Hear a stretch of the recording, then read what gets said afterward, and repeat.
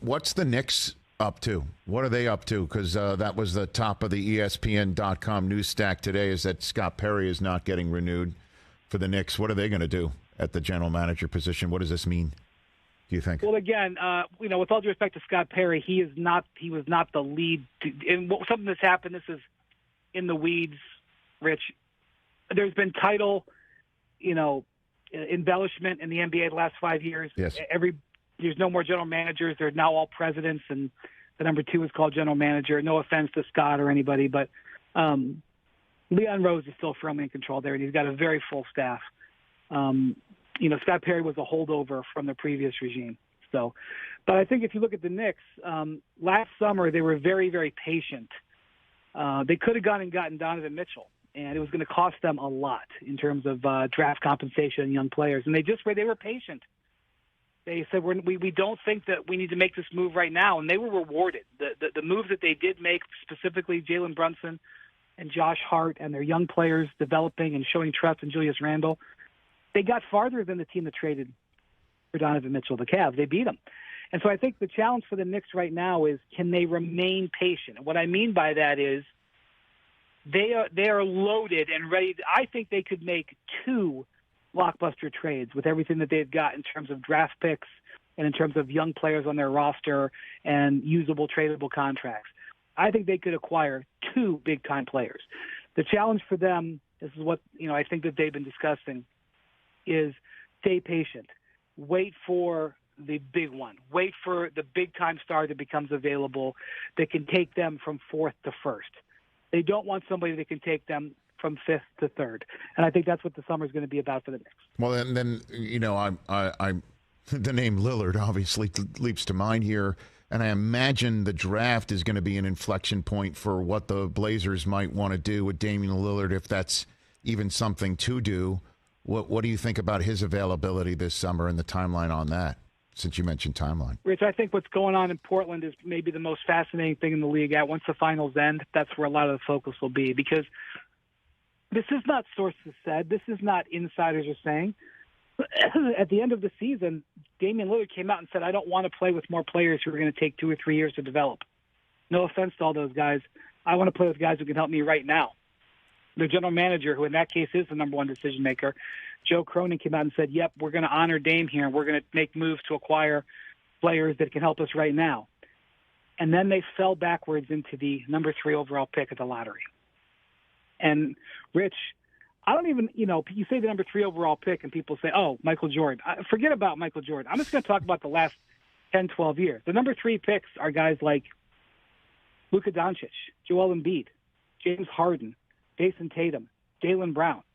These are Hall of Fame players that are available at number 3. Now, I don't know about Brandon Miller and Scoot Henderson. I'm not a draft expert. I haven't broken down their high school film and interviewed their high school history for teachers. I don't know what they're going to be. But I know that the number 3 pick is not something you trade for a guy who can be your 3rd best player. And so now the Blazers are in this spot. What do? Do they draft a 19-year-old who is indeed 2 or 3 years away from being a real contender, a real player to help them? Because even if you got Victor Wembanyama, he wasn't going to help the Blazers win the title this year. It just, rookies don't come in and affect winning and losing. They just don't. I'm telling you, go look at all of them. None of them do. And so do the Blazers make that number 3 pick available? And if they do make that number 3 pick available, who's that player? Or do they say to Dame, look, this is too valuable to us. We gotta take this opportunity. This is a once in a generation opportunity to draft another franchise cornerstone. And if that's the case, what does Dame say? Does Dame back up what he said 2 months ago, that he didn't want to play with that, or what? And so I don't have the answers, Rich, but I can tell you that the whole league is watching that very closely, and there could be 3 or 4 picks in the top 10 that are available. So we could see, it may not be the best year to make the number 3 pick available. If somebody can get the number 4 pick cheaper, which is Houston. Houston has kind of said the same thing. They want to compete right away. So it's a complicated situation that's going to really play out as soon as the finals are over. Yeah, and so June 22nd, night of the NBA draft, is this what's at play when, Charlotte's on the clock and who they choose second overall is a domino that falls into Portland and makes this decision while they're on the clock, while, they maybe talk turkey to Lillard throughout the next couple weeks? I mean, what's the timeline, I guess, on this sort of thing? Yeah, exactly. I mean, the pick only has value before it's made, right. In most cases. Right. And so, like I mentioned, I mentioned some other teams. I mentioned Houston. The number 5 pick, Detroit, has kind of indicated that they might be willing to make it. The number 10 pick, which is Dallas, under immense pressure to retain Kyrie Irving and to keep Luka Doncic, believing that they're competitive, I think that pick could be available. Now, we go 5-6 years sometimes before when we see top 10 picks traded. Some years we see 2 or 3 of them, but it is not a normal thing that a top 10 pick could move. And I'm just telling you, there's 4 that I know of that could potentially be on the move, and that complicates matters too. How do the Blazers drive a hard bargain for number 3 if numbers 4 and 5 potentially are available? So it's going to be a fascinating. And the other thing is it's kind of like a 3-tiered. The scouts kind of look at it as 3 tiers. Obviously, Wembanyama is by himself. Then there's a lot of people believe Brandon Miller and Scoot Henderson in 2, 3, and in some order. And then there's a 3rd tier of players between 4 and 10 that are sort of comparable. Depends on who you like, and that could affect it too. That could affect what the value of the number 3 pick versus the number 4 pick is. I mean, it's a particularly interesting strategy draft, even if it's not maybe a star-studded draft after the top few picks. There's a lot of strategy that's going to come out in this next month. We like putting guests' information in front of you and then draw conclusions, place them maybe together. Chris Mannix, another favorite NBA guest of ours, was here in studio 2 weeks ago. I said to him out the door, give me the name of the whoa player. Every year, every summer in the NBA during the free agency period, during the transaction action period, there's one of those moments, you, Chris, you, TJ, Sean Mitchell, our digital coordinating producer, Sean, is frequently texting us. Hoskins, our coordinating producer, doing it too. And it's one of those where I'll text you too this information, this news, and be like, whoa. Or we're just looking down at Twitter, whoa. You said it the other day when DeAndre Hopkins got released on the air. You're like, whoa. One of those whoa moments. Give me the name of the whoa player this year. And Mannix did not stutter. He said Damian Lillard. And Windhorst, when I asked him about the Knicks, he said they had the capital, not money, but believe it or not, draft capital and also player capital to make not one but 2 blockbuster acquisitions.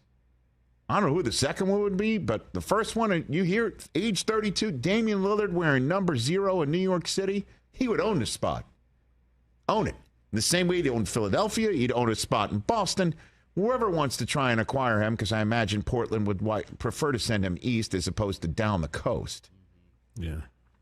But I'd imagine getting the best haul for him would be in Portland's best interest, unless they use the number 3 overall pick to give Lillard what he wants, which is players that can help him win now. He doesn't want to sit here and help kids marinate in the same way, by the way, Rodgers felt about the Packers.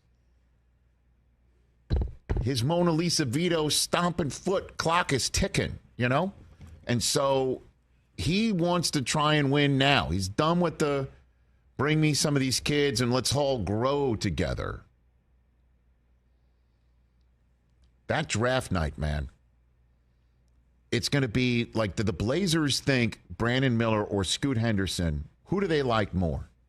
Who do they think can help Lillard more? Or who is the apple of someone's eye elsewhere in the NBA market more? Is it Henderson? Is it Miller? And the way it plays out might mean whether Lillard stays because the number 3 overall pick is that valuable and nets him and the Blazers the players that he can help, that they can give to Lillard to win now, or do they love this player so much that they'll take him, start from scratch, and actually say, we're going to do what the Nuggets did. We're going to get all these kids and let them grow together. That's what we're going to do. And we're going to keep the course. Obviously, it helps to strike it rich to get somebody during a fast food commercial like Jokic in the second round. That's what's at play, you know? And maybe teams are going to be calling the Blazers. If it's this guy, we'll send you this deal. Or do the Blazers go and evaluate these players and say, this is the guy, and we have enough of the young kids, and we like that, and we've got to grow, and I've got to look for the long term, and I'm not going to try and mortgage all of that to try and win with Lillard right now and hope that the mix of veteran players or ready-made players to win now are appropriate for Chauncey Billups to mold and mesh together with Lillard. That's their question right now in Portland. And how that might play out for Philly and New York and Boston, whoever else wants them. I'm just mentioning those three teams because of who's in this room. Obviously, the West that list is voluminous too. You know what I mean? Like that's what's I think we've gleaned. But bottom line is Lillard's in play for the right deal, the right mix, the right draft choice that drops at 3. And that may be that's the intrigue of this NBA draft. It sure ain't who's number 1 overall. That's done. But who drops to 3, and does that affect the Blazers' decision-making